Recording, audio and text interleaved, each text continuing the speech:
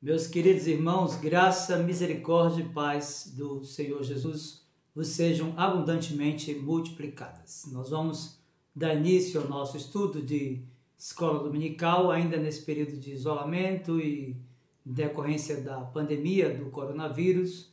E eu quero convidá-lo a abrir a escritura na carta de Paulo aos Romanos, no capítulo 5, e eu farei a leitura dos versos do 12 até o 15. Romanos 5, do 12 ao 15, veja comigo aí o que diz a palavra de Deus. Portanto, assim como por um só homem entrou o pecado no mundo, e pelo pecado a morte, assim também a morte passou a todos os homens, porque todos pecaram. Porque até o regime da lei havia pecado no mundo, mas o pecado não é levado em conta quando não há lei.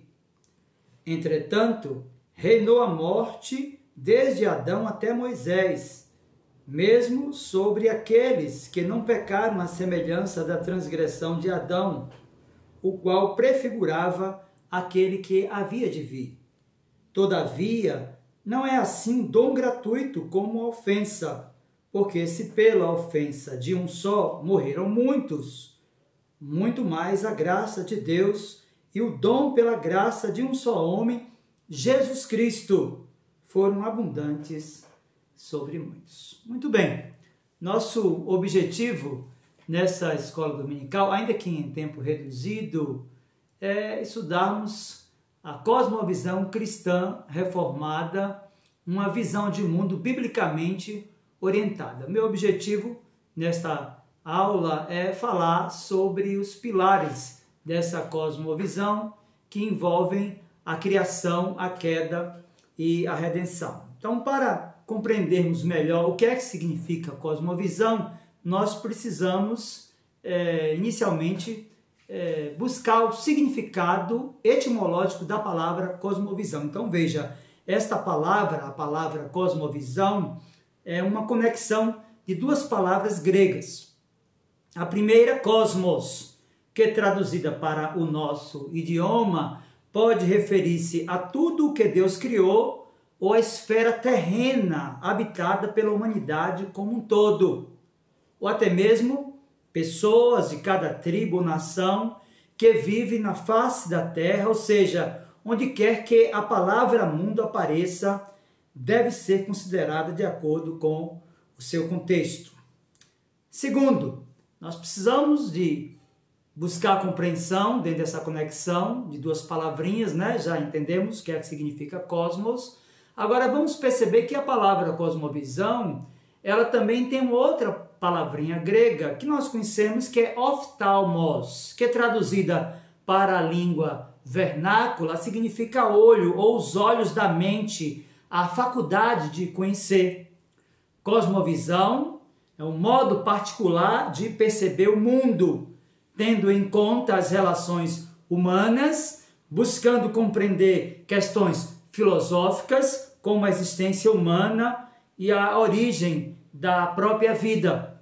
A palavra cosmovisão, como nós conhecemos na língua portuguesa, é a tradução do termo alemão e foi usada pela primeira vez pelo filósofo e iluminista Immanuel Kant em sua obra Crítica da Faculdade de Juízo, produzida em 1790. Kant acreditava que cada ser humano aplica unicamente a razão, a fim de chegar a uma compreensão do significado do mundo e do nosso lugar dentro dele. O filósofo cristão Soren Kierkegaard, ele enfatizou que, enquanto a filosofia é um sistema objetivo de pensamento, mantido, por assim dizer, a certa distância, a cosmovisão é um conjunto de crenças mantidas tão intimamente por uma pessoa que é apropriado dizer que este vive dentro de uma cosmovisão ou a possui. Cosmovisão ou cosmovisões, então, meus queridos irmãos, sugerem de nossa atitude diante da vida, de nosso conhecimento da vida e de toda a nossa estrutura mental.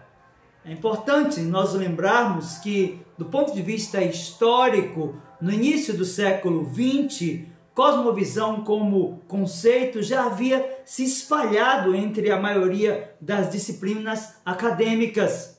Foram principalmente James Orr e Abraham Kuyper que se apropriaram do conceito de cosmovisão para usá-lo no âmbito do pensamento cristão.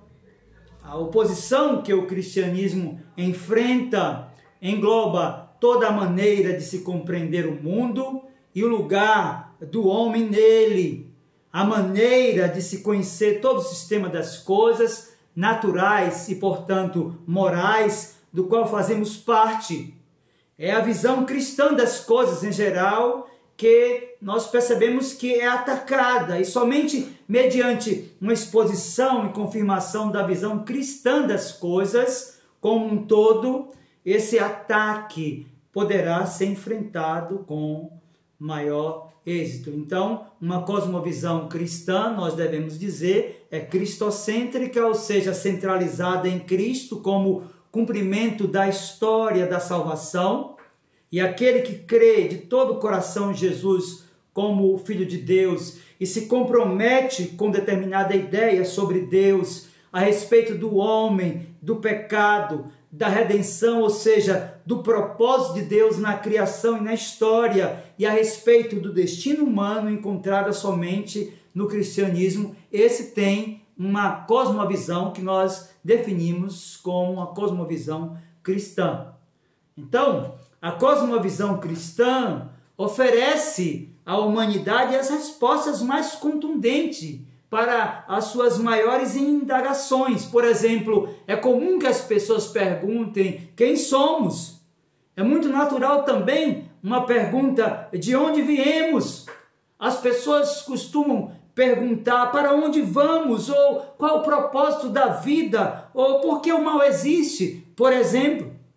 Meus irmãos, para compreender de fato todas essas respostas que nós tanto anelamos, que a própria sociedade anela ter, nós precisamos de compreender o mundo sob a ótica da cosmovisão cristã, que está centrada em 3 pilares.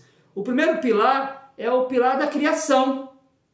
Nós aí teremos então uma resposta para aquela pergunta de onde viemos e quem somos. Enquanto várias teorias acerca da criação do universo e da origem do homem são inventadas e estudadas pela ciência, nós percebemos que Deus revela em sua palavra que todo o universo foi criado por ele. E é interessante como a Escritura parte do princípio de que Deus criou todas as coisas. Se você abrir a sua Bíblia lá no Gênesis capítulo 1, versículo 1, você vai encontrar aquela afirmação de que Moisés partiu do princípio de que Deus é de fato o Criador por excelência, quando disse: no princípio criou Deus os céus e a terra. Portanto, a cosmovisão das Escrituras não tem início com Cristo e a salvação. Nós percebemos que ela começa com Deus e a criação, e o primeiro artigo do Credo dos Apóstolos enfatiza exatamente o relato do Gênesis. Se você folhear aí o seu Credo Apostólico, está lá no finalzinho da sua Bíblia, você que tem a Bíblia com Inário Novo Cântico, você vai perceber que aquela primeira sentença, o primeiro artigo do Credo dos Apóstolos diz: creio em Deus Pai Todo-Poderoso, Criador dos céus e da terra. É aqui que o cristianismo começa. A criação é o ponto de partida bíblico. A criação, então, apesar de não ser a mensagem central das Escrituras, é o alicerce fundamental dela. E se você continuar folheando a Bíblia, você vai perceber isso claramente. Deus criou todas as coisas através da sua palavra, meu irmão. Depois da declaração inicial e majestosa que proclama a criação de Deus no universo inteiro, a terra é descrita como sem forma e vazia, como um oceano escuro. E essa imagem sobre a ordem de Deus e a reação da criação torna-se o paradigma ou modelo para o restante do capítulo. Nós percebemos ali 8 vezes Deus traz novas criaturas à vida a partir de sua criação amorfa, original, pelo comando de sua palavra. Então nós compreendemos que Deus não somente criou todas as coisas, mas Ele criou pelo poder da sua palavra. E nós percebemos isso na linguagem da poesia dos hebreus no Antigo Testamento. Se você abrir a sua Bíblia, por exemplo, no Salmo 33, verso do 6 até o 9, você vai encontrar de fato a essência da relação que nós temos com esse primeiro pilar, que é o pilar da base da cosmovisão cristã reformada, aquela de que Deus criou todas as coisas por sua palavra apenas. Os céus, por sua palavra, se fizeram, e pelo sopro de sua boca, o exército deles. Ele ajunta em montão as águas do mar, e em reservatório encerra as grandes vagas. Tema o Senhor toda a terra, temam-no todos os habitantes do mundo, pois Ele falou e tudo se fez, Ele ordenou e tudo passou a existir. Então nós compreendemos nesse primeiro pilar da cosmovisão cristã reformada, uma visão de mundo biblicamente orientada, que Deus é o Criador, que Ele criou tudo pelo poder da sua palavra, mas Ele também criou todas as coisas através da sabedoria. E é importante que você compreenda inicialmente que a sabedoria não é meramente o plano de Deus na criação do abstrato. Ela é o modo sábio pelo qual Deus verdadeiramente projetou e ordenou o mundo. A imagem é do Criador trabalhando como um artífice e estruturando a criação com habilidade, tirando as medidas para o oceano, estabelecendo limites, marcando o horizonte, fixando os céus e as nuvens em seus lugares. Em tudo isso, meu querido irmão, se percebe então a sabedoria do artesão que criou todas as coisas, não somente pelo poder da sua palavra, mas também por sua sabedoria, e ele é de fato a essência da sabedoria. Em Provérbios, por exemplo, a sabedoria é personificada na forma feminina e explica a sua relação com Deus e na criação. Veja, Provérbios capítulo 8, a partir do 22 e até o 26, a Escritura diz assim: o Senhor me possuía no início de sua obra, antes de suas obras mais antigas. Desde a eternidade fui estabelecida, desde o princípio, antes do começo da terra. Antes de haver abismo, eu nasci, e antes ainda de haver fontes carregadas de águas, antes que os montes fossem firmados, antes de haver outeiros, eu nasci. Ainda ele não tinha feito a terra, nem as amplidões, nem sequer o princípio do pó do mundo. Então nós percebemos que o primeiro pilar desta visão que compreende o mundo a partir das Escrituras, a cosmovisão cristã reformada, para aqueles que têm uma visão de mundo biblicamente orientada, é que o Criador de todas as coisas é Deus. E Moisés partiu desse princípio quando disse: no princípio criou Deus os céus e a terra. Então Deus criou todas as coisas pelo poder da sua palavra e pela sabedoria, e nós encontramos a sabedoria de Deus não somente na sua criação especial, mas em toda a criação geral. Mas infelizmente, meu querido irmão, nós, não obstante a toda essa beleza e o pacto que Deus fez com o homem no jardim, definido como o pacto das obras, ele foi maculado no seu brilho em decorrência da queda. Daí a segunda visão ou segundo pilar daquilo que nós definimos como uma visão de mundo biblicamente orientada, que é a queda.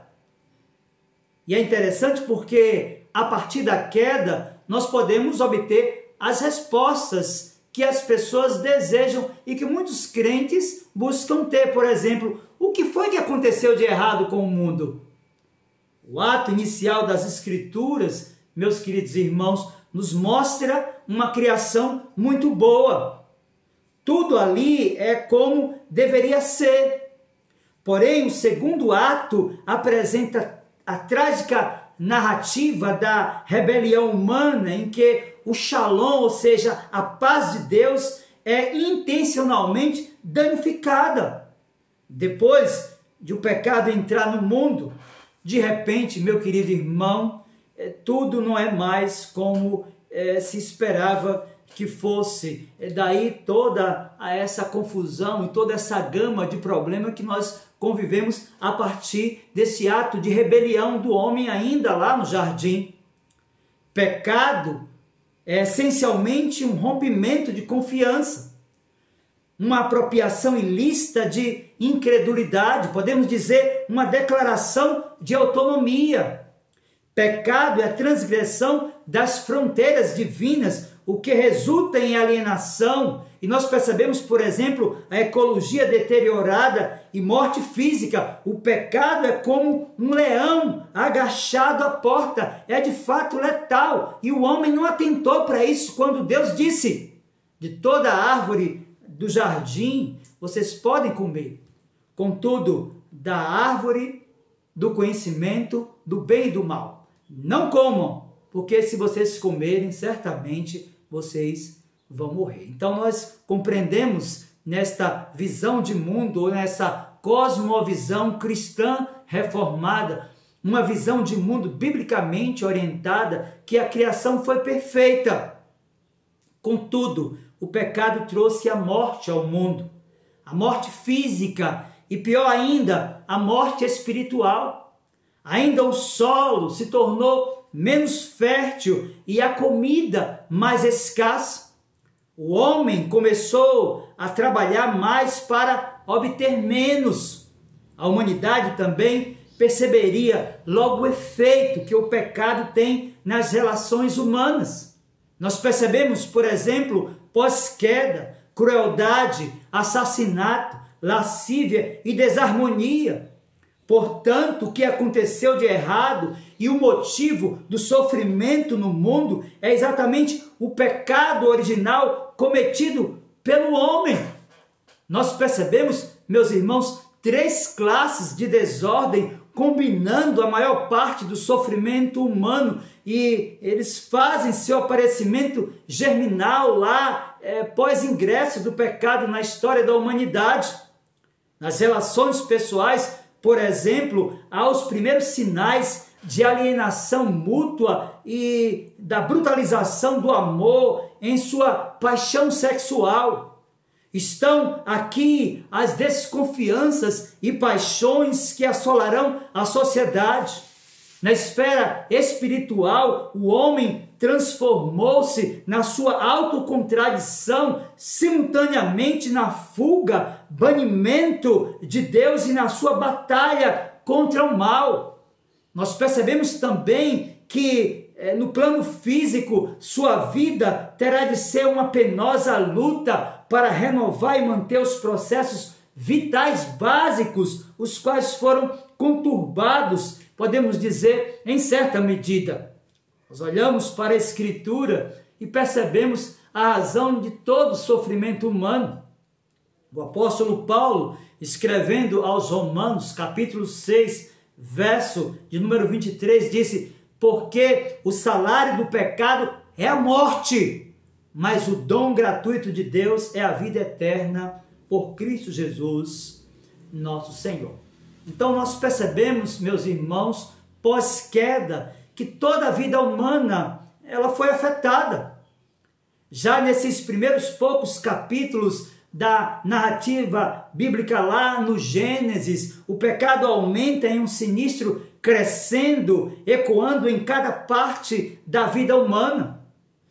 De acordo com o Gênesis, Adão e Eva se separaram de Deus, e nós percebemos isso em Gênesis capítulo 3, verso 8, também os versos 23 e 24. Percebemos ainda que a relação de um com o outro se torna uma relação de domínio egoísta, ao invés de amor abnegado. Isso é registrado em Gênesis capítulo 3, versos 12 e também verso 16. Meus queridos, o trabalho é dificultado pelos efeitos do pecado. Isso está registrado em Gênesis capítulo 3, verso 17. Percebemos ainda que o fratricídio faz sua entrada repulsiva, destroçando uma família. E nós temos lá no registro de Gênesis capítulo 4, exatamente o primeiro homicídio cometido na história da humanidade, já que Caim matou seu irmão Abel através de um ato promovido pela própria inveja. Percebemos então a origem da poligamia, que deturpa o que era pretendido para o casamento. Isso nós vemos no registro de Gênesis capítulo 4, versos 16 a 19. A metalurgia, meus irmãos, tem início, mas em pouco tempo passa a ser usada a serviço da guerra. Nós percebemos no registro de Gênesis capítulo 4, verso 22. A perversão da literatura e da própria poesia fica evidente quando Lameque cria um belo poema, mas usa-o para celebrar assassinato e retaliação. Toda a lamentável desordem culmina na Torre de Babel, onde nós podemos ver como o pecado deturpou inicialmente a comunicação, depois a arquitetura, a própria urbanização e também a religião. Meus irmãos, o propósito de Gênesis do capítulo 3 ao capítulo 11 é em parte mostrar como o mundo se tornou tão rapidamente sombrio como resultado do pecado de Adão e Eva. Nós olhamos para a Escritura e percebemos que toda a criação foi afetada pelo pecado original. Em 1 João capítulo 5, verso 19, a Escritura nos diz: nada há na criação que o pecado não tenha tocado. E é clara a declaração joanina quando diz: sabemos que somos de Deus e que o mundo inteiro jaz do maligno. As palavras criteriosas de C.S. Lewis, meus irmãos, vão direto ao ponto central acerca dessa questão, aquilo que envolve a queda e com respeito à nossa situação pós-queda. E ele disse: nada existe ou não existe solo neutro no universo. Cada centímetro, disse C.S. Lewis, quadrado, cada segundo tem seu direito requerido por Deus e tem uma pretensão oposta de Satanás. Daí todo esse conflito que nós vivemos exatamente em decorrência do pecado original. Então, para que você compreenda o que significa de fato uma cosmovisão cristã reformada, você precisa ter a sua vida e os seus valores orientados pelas Escrituras. E ela nos remonta a um Deus criador e mostra que Ele criou tudo pelo poder da sua palavra e por sua sabedoria. Nos revela também que a queda ofuscou o brilho, a beleza da criação como no pacto das obras. Mas ela vai nos trazer uma mensagem de esperança. E essa mensagem de esperança está no terceiro pilar da cosmovisão cristã reformada, que é a redenção. E é exatamente esse princípio da redenção de todas as coisas que nós encontramos as respostas que nós precisamos para todos os problemas enfrentados pela humanidade. Por exemplo, é muito comum as pessoas perguntarem: o que é que nós podemos fazer para consertar tudo isso? E é interessante como a Bíblia promete que as reivindicações ilegítimas de Satanás um dia cessarão. É importante que se diga que seu reino será destruído. Em Gênesis capítulo 3, o próprio capítulo que narra a queda, anuncia o primeiro indício do plano redentor de Deus. Em meio à sua declaração de julgamento do pecado, Deus diz a Satanás, Gênesis capítulo 3, verso 15, aquilo que os teólogos definiram como proto-evangelho nos diz: porém inimizade entre ti e a mulher, entre a tua descendência e o seu descendente.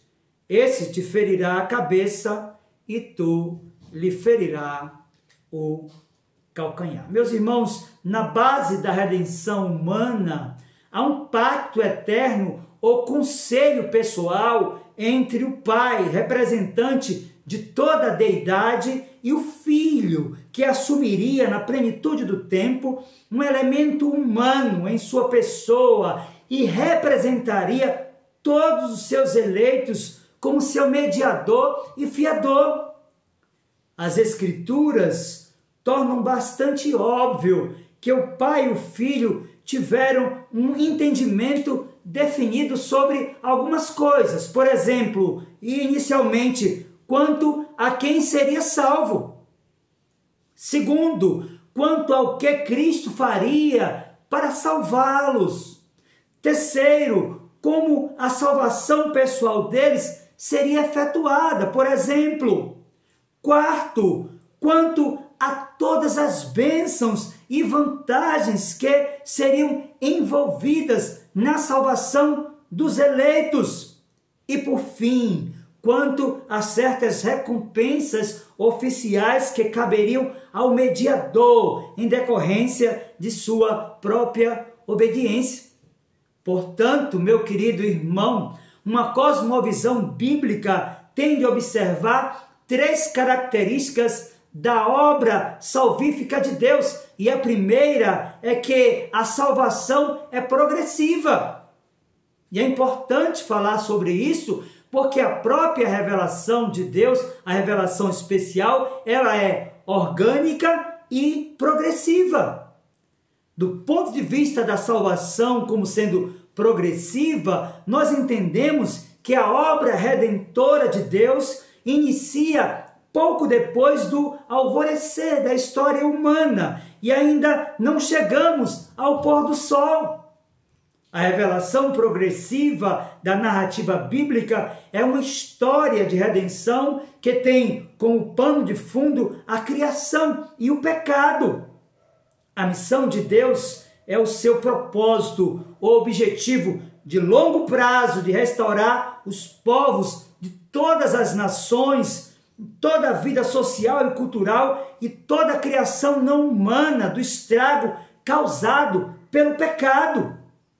Ela se desenvolve progressivamente mediante a obra de Deus na vida de Israel e na pessoa e obra de Jesus Cristo, e hoje continua na própria missão da igreja. Então a igreja é esse canal. Nós somos os agentes da mensagem que tem as respostas que as pessoas necessitam para que compreendam que aquilo que o pecado fez, maculando a beleza da criação, tem um remédio. E o remédio é o nosso Redentor. Então é importante compreender inicialmente que a salvação ela é progressiva, mas é importante também que se diga, no segundo momento, que a salvação é restauradora. O objetivo da obra salvífica de Deus é retomar sua criação perdida, fazendo com que ela volte a ser conforme ao plano original. A restauração, meu irmão, não significa um retorno ao estado não desenvolvido da criação, como era lá no Éden, por exemplo. Pelo contrário, a restauração inclui a restauração de toda a criação, que abrange também o desenvolvimento histórico e cultural que tem ocorrido desde o início da história. Então perceba comigo que uma cosmovisão bíblica tem de observar três características da obra salvífica de Deus. Primeiro, a salvação é progressiva. Segundo, a salvação é restauradora. Terceiro, a salvação é abrangente. É importante que se diga que a totalidade da vida humana e a totalidade da criação não humana são objetos da obra restauradora de Deus. Em linguagem simples, meu querido irmão, a salvação é a restauração de toda a boa criação de Deus.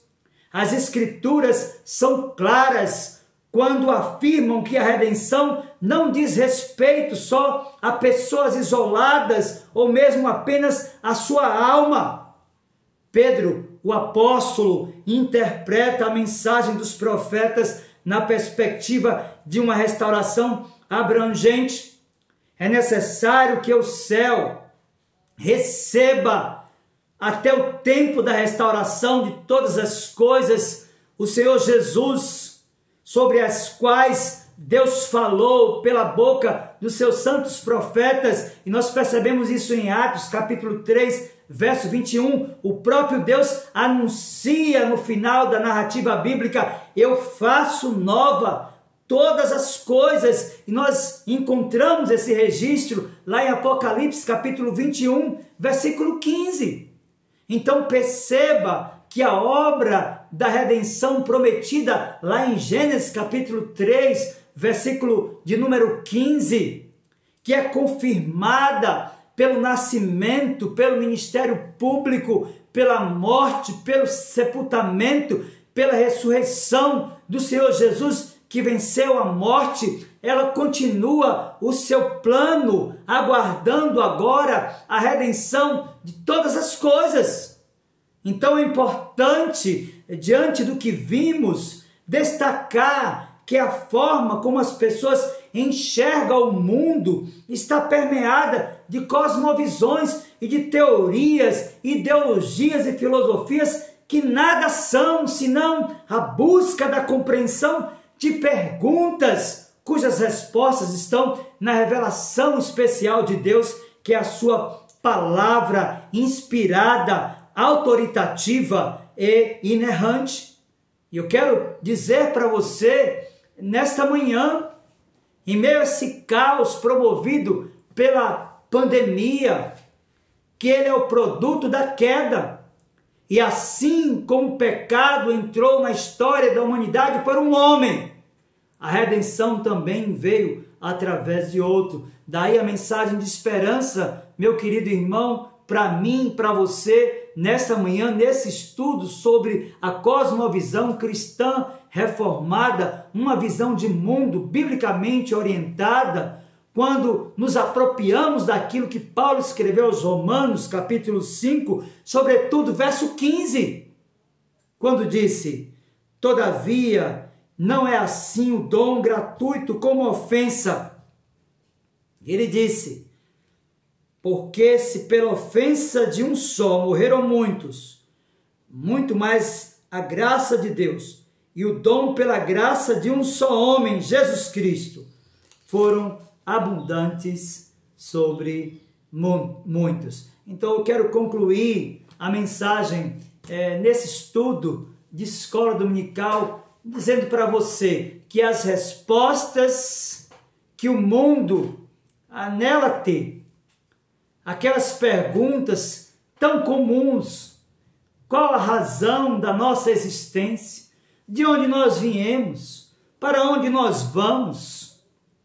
Por que é que o caos afeta hoje a humanidade? Todas as respostas que o mundo precisa, a igreja tem através da revelação especial.